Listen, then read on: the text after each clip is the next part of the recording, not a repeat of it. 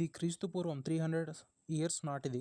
ఇస్రాయెల్ జెరూసలేంని క్యాపిటల్‌గా చేసుకొని పరిపాలన కొనసాగించేది. ఆ టైంలో ఇస్రాయెల్‌లో జ్యూస్ అనే పీపుల్ నివసించేవాళ్ళు. ఈ జ్యూస్ అనేవాళ్ళు వాళ్ళకొక టెంపుల్ కోసం టెంపుల్ మౌంట్ అనే ఒక దేవాలయాన్ని నిర్మించుకున్నారు. వాళ్ళు డైలీ దానికి పూజలు చేసేవాళ్ళు. కానీ అలాంటి టైంలో ఇద్దరు గ్రూప్స్ అప్పటికే ఆ టెంపుల్‌ని 2 టైమ్స్ దాన్ని పడగొట్టేశారు. రోమన్స్ అనే గ్రూప్ వాళ్ళు ఆ టెంపుల్‌ని పూర్తిగా డెస్ట్రాయ్ చేశారు. అంటే ఒక సైడ్ వాల్ మాత్రం ఉంచి మిగతా టెంపుల్‌ని మొత్తం డెస్ట్రాయ్ చేసేశారు. ఈ రోమన్స్ అనేవాళ్ళు ఆ ఇస్రాయెల్‌ని పూర్తిగా ఆక్రమించుకోవడం కోసం అనేసి ఈ జ్యూస్ అక్కడ నివసించే పీపుల్‌ని ఆ ప్రజలందరినీ చంపేయడం, అరెస్ట్ చేసి వాళ్ళని చిత్రహింసలు పెట్టడం ఇలా చేస్తుంటే కొంతమంది చనిపోయారు. కొంతమంది బయట దేశాలకు, యూరోప్స్‌కి ఇలా వెళ్ళిపోయారు. ఈ జ్యూస్ అనే వాళ్ళ మైండ్ సెట్ ఎలా ఉంటదంటే ఎవరైనా వాళ్ళని పరిపాలన చేయడానికి వచ్చారంటే వాళ్ళు ఆ ప్లేస్‌ని వదిలేసి మరో ప్లేస్‌కి వెళ్ళిపోతారు. అంటే వాళ్ళని ఎవరు పరిపాలన చేయడం అనేది వాళ్ళకనేది ఇష్టం ఉండదు. అలా కొంతమంది జ్యూస్ అనే పీపుల్ అక్కడ నివసించే వాళ్ళు ఆ యూరోప్స్‌కి ఇలా బయట బయట దేశాలకి వెళ్ళిపోయారు. కొన్ని ఫ్యామిలీస్ అయితే అక్కడే ఇజ్రాయెల్‌లోనే ఉండిపోయాయి. అందులో ఒక ఫ్యామిలీలో ఒక పిల్లోడు జీసస్ క్రైస్ట్ అనే అబ్బాయి జన్మించాడు. ఈ జీసస్ క్రైస్ట్ ఏంటంటే చిన్నప్పటి నుంచే క్రిస్టియానిటీని అందరికీ టీచ్ చేసేవాడు. క్రిస్టియానిటీ గురించి మంచి చెప్పేవాడు. అందరినీ క్రిస్టియన్స్‌గా మార్చుకోవడం అని చెప్పేసి అందరినీ క్రిస్టియన్స్‌లో కలుపుకోవాలని చెప్పేసి ప్రయత్నించేవాడు. రోమన్స్‌కి ఆ క్రిస్టియానిటీ అనేది నచ్చదు. సో వాళ్ళు ఏం చేశారంటే జీసస్ క్రైస్ట్‌ని చంపేయాలనుకొని నిర్ణయించుకున్నారు. జీసస్ క్రైస్ట్‌ని చిత్రహింసలు పెట్టి చంపేశారు. అసలు చంపింది రోమన్సే అయితే ఈ జ్యూస్ అనే వాళ్ళ పాత్ర కూడా జీసస్ క్రైస్ట్ చనిపోవడం అనే దాంట్లో చాలా ఉంది. జ్యూస్ వల్లనే జీసస్ క్రైస్ట్ చనిపోయాడు అని కూడా చాలామంది అంటారు. 306వ సంవత్సరంలో వెలిరస్ అనే ఒక ఆయన రోమన్స్‌కి కింగ్‌గా ఉండి ఇస్రాయెల్‌ని పరిపాలించేవాడు. ఆయన చనిపోయిన తర్వాత వాళ్ళ కొడుకు కోన్స్టాంటిన్ ఆయన రోమన్స్‌కి కింగ్‌గా మారారు. ఆయనకేంటంటే క్రిస్టియానిటీ మీద క్రిస్టియన్స్ అన్న చాలా ఇష్టం. అదేవిధంగా ఆయన కూడా క్రిస్టియన్‌లో కలిసిపోయాడు. క్రిస్టియానిటీ అనేది ఆయనకి ఎక్కువ ఇష్టం ఉండడం వల్ల క్రిస్టియన్‌ని ఆయన అడాప్ట్ చేసుకొని రోమన్‌లో ఉన్న పీపుల్ అందరికీ కూడా క్రిస్టియానిటీ అనేది బోధించేవాడు.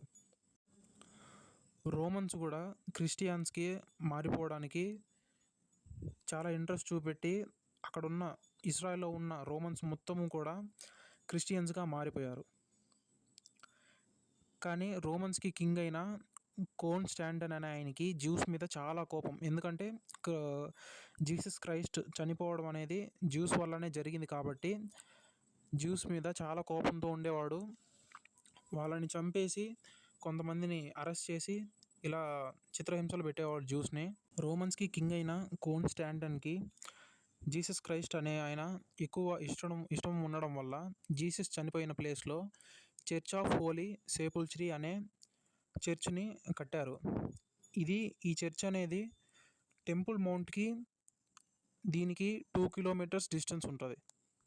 ఈ టెంపుల్ మౌంట్, ఈ చర్చ్ ఈ 2 కూడా ఇస్రాయెల్ క్యాపిటల్ అయిన జెరూసలేంలోనే కట్టారు. తరువాత 600 ఇయర్‌లో అరబ్స్‌కి, రోమన్స్‌కి జరిగిన వార్‌లో అరబ్స్ రోమన్స్‌ని ఓడించేశారు. ఈ అరబ్స్ రోమన్స్‌ని ఓడించడం వల్ల జ్యూస్‌కి చాలా హెల్ప్ అయింది. ఎందుకంటే అరబ్స్ అనేవాళ్ళు ముస్లిమ్స్. సో జ్యూస్‌ని వాళ్ళలో కలుపుకోవడానికి చాలా ఇంట్రెస్ట్ చూపించేవాళ్ళు. ఎందుకంటే ముస్లిమ్స్‌కి, జ్యూస్‌కి కొన్ని రిలీజియన్స్ అనేది కొంచెం సేమ్‌గా ఉంటది. కొన్ని వాళ్ళది వీళ్ళది కొంచెం సిమిలారిటీస్ చాలా దగ్గరగా ఉంటాయి. సో ముస్లిమ్స్ కూడా జ్యూస్ తమలో కలుపుకోవాలి, వాళ్ళు మన వాళ్ళే అని చెప్పి ఫీల్ అయ్యేవాళ్ళు. జెరూసలంలో ఉన్న second temple dome of the రాక్‌గా పిలిచేవాళ్ళు. అరబ్స్ కూడా వాళ్ళకి మసీదు కావాలని చెప్పేసి జెరూసలంలో అలెక్సా మసీద్ అనేదాన్ని నిర్మించారు. ఇలా జ్యూస్ కూడా వెస్టర్న్ వాల్‌కి సంబంధించి ప్రేయర్స్ చేసుకునేవాళ్ళు. ఈ 3 టెంపుల్స్ అంటే జ్యూస్‌కి సంబంధించింది, అరబ్స్‌కి సంబంధించింది ఈ 3 టెంపుల్స్ కూడా temple mount, western wall, Alexa మసీద్ ఈ 3 కూడా జెరూసలంలోనే ఉండేవి. ఇక్కడ ఏంటంటే క్రిస్టియన్స్, జ్యూస్, ముస్లిమ్స్ వీళ్ళ ముగ్గురికి సంబంధించిన టెంపుల్స్ అన్నీ జెరూసలంలోనే ఉండడం వల్ల ఎవరికి వాళ్ళలో కొట్లాడుకొని ఆక్యుపై చేసుకోవాలని చెప్పేసి ముగ్గురి మధ్య గొడవలు అనేది జరుగుతూ ఉండేవి. కానీ ఏంటంటే ఈ అరబ్స్ అనేవాళ్ళు ఈ జ్యూస్‌ని చాలా ఇబ్బంది పెట్టేవాళ్ళు. అండ్ ఆ జ్యూస్‌కి కూడా ఏంటంటే వాళ్ళని ఎవరు పరిపాలన చేయకూడదు. వాళ్ళు ఎవరి అండర్‌లోనూ ఉండకూడదని చెప్పేసి ఈ జ్యూస్ అనేవాళ్ళు ఫీల్ అయ్యేవాళ్ళు. ఆ జ్యూస్ అనేవాళ్ళు అప్పటికి ఏంటంటే అలా ఫీల్ అవ్వడంతో కొంతమంది అక్కడే ఉండేవాళ్ళు. కొంతమంది బయట అంటే యూరోప్ దేశాలకి అటు వెళ్ళిపోయేవాళ్ళు.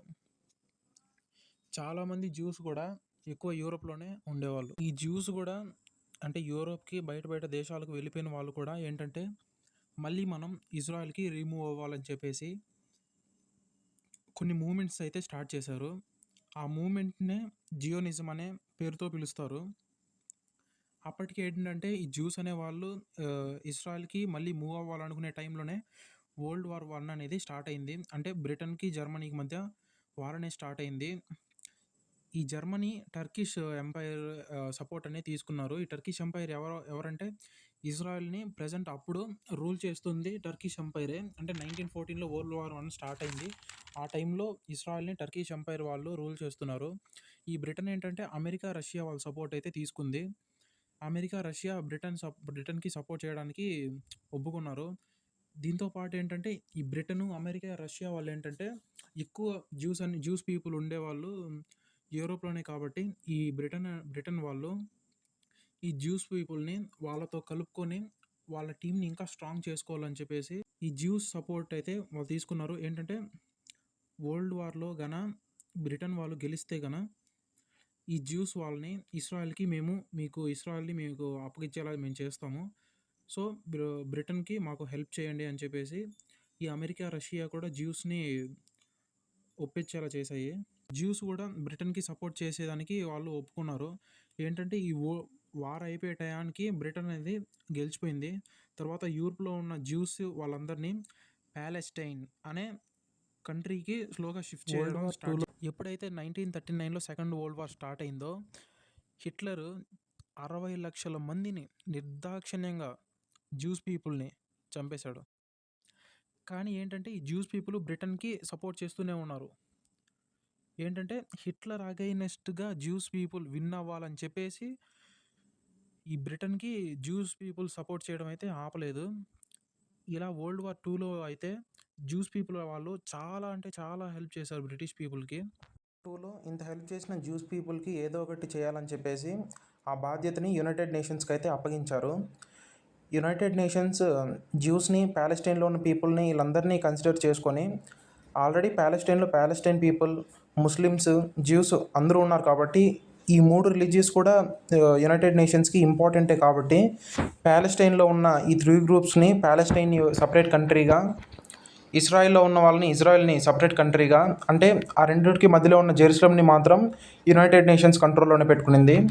అంటే ఏం చేసిందంటే ఇజ్రాయెల్‌ని ఒక కంట్రీగా, పాలెస్టైన్ ఒక కంట్రీగా అయితే డివైడ్ చేశారు. ఇజ్రాయెల్ క్యాపిటల్ అయిన జెరూసలంని అంటే క్రిస్టియన్స్‌కి, ముస్లిమ్స్‌కి, జ్యూస్‌కి సంబంధించిన 3 గ్రూపులకు సంబంధించిన టెంపుల్స్ కూడా జెరూసలంలోనే ఉన్నాయి. క్యాపిటల్ అయిన జెరూసలంని అయితే యునైటెడ్ నేషన్స్ అనేది వాళ్ళ హ్యాండ్ ఓవర్లో అయితే చేసుకున్నారు. ఇజ్రాయెల్‌ని, పాలెస్టైన్ అయితే డిఫరెంట్ కంట్రీస్‌గా అయితే సపరేట్ చేసేశారు. కానీ ఏంటంటే ఈ అరబ్స్‌కి, యూరోప్స్‌కి, ఈ జర్మనీ ఇలాంటివి దేనికి కానీ ఇలా డివైడ్ చేయడం అనేది నచ్చలేదు. కాకపోతే యునైటెడ్ నేషన్స్‌లో ఎక్కువ మెజారిటీ ఉండడం వల్ల ఇజ్రాయెల్‌ని, పాలెస్టైన్స్‌ని వేరు కంట్రీగా అయితే డివైడ్ చేసేశారు.